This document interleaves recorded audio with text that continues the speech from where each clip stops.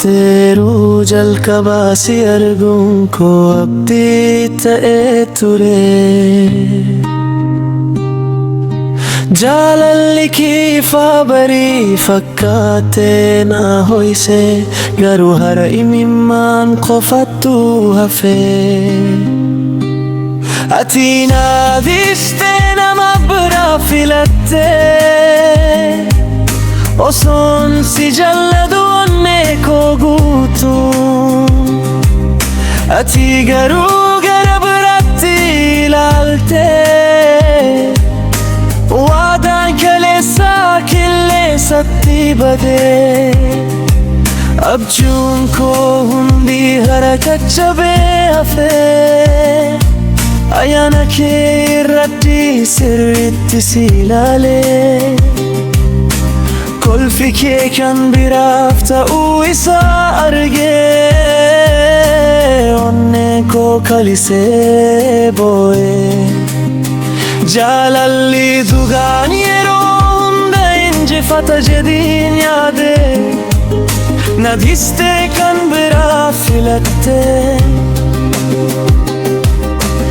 Onnee koo madaa guddaa guutee, ani si jaalladhe dhugumaan, ati garuu karaa biraa filattee.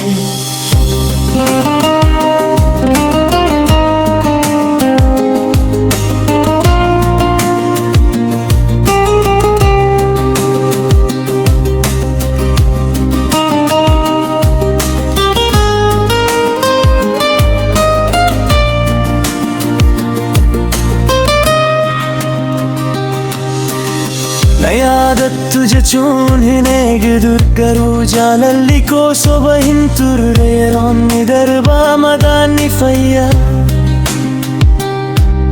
garuu yaadni kee yeroo dheeraa na waliin jiraata. Yoo gammachuu kee keessatti boqotte nagaan jiraatu, ani immoo barnoota jaalalaa kanaan jabina argata. Jaalalli dirqamaa miti filannoodha, kanaaf si dhiisee fuulduratti tarkaanfadhee. Yeroon hundi waan haaraa fidaa, imimmaanis yeroo tokko ni gogaa. Kanaaf ta'u Rabbiin na qopheessaa, onneen koo abdii haaraan deebi'ee ni fa'a.